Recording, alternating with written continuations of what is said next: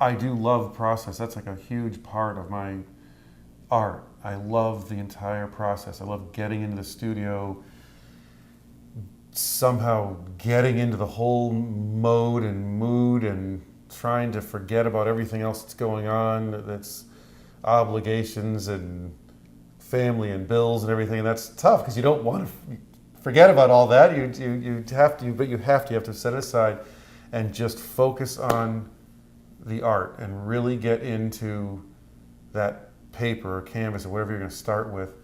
And that's the whole start of the whole process and the mediums.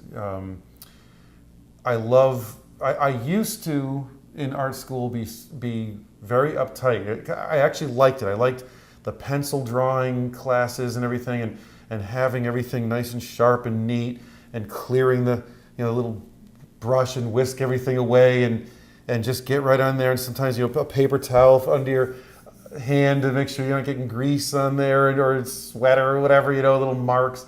And I used to love that, but there was something that I loved when I saw loose, fun, aggressive painting and splattering. And so when we got into painting classes, I mean, it was tough for me to learn how to paint. I didn't know a lot about color and painting. I didn't do a lot of that up to that point in my life.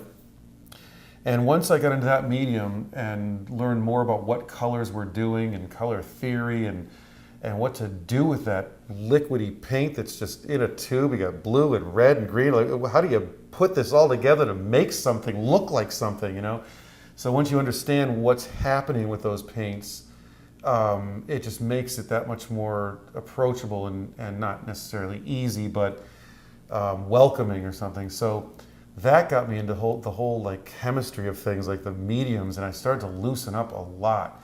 And I loved how each medium, the mark making was different. The charcoal pencils, the graphite pencils, I was so neat with all the time. I could scrape into there and sand them and sand the graphite, onto the paper and burnish it in, and the paint, slap color in and wipe it around and like all that kind of stuff. So I really started getting loose by the end of school.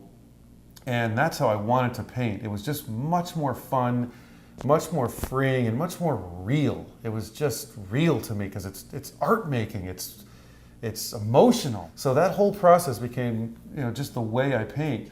And starting with sketches, I like to just burnish in some kind of texture or cover that white surface with some kind of color or tone or something, and then rub into it and start to pull out images that I might have something in my head, but I'll just kind of almost sculpt them. Like if I'm painting waves or something, I like to just push that paint around and kind of move it like I would feel them and see them if I was in the water myself, and so those marks will be in that first layer, and the trick is to kind of keep that looseness there somehow, because at the beginning it's not going to make sense to everybody, but you can kind of feel and see it, so you're going to have to layer on and make it understandable for everybody to read what you're thinking, but somehow leave that looseness, because that's what I really love.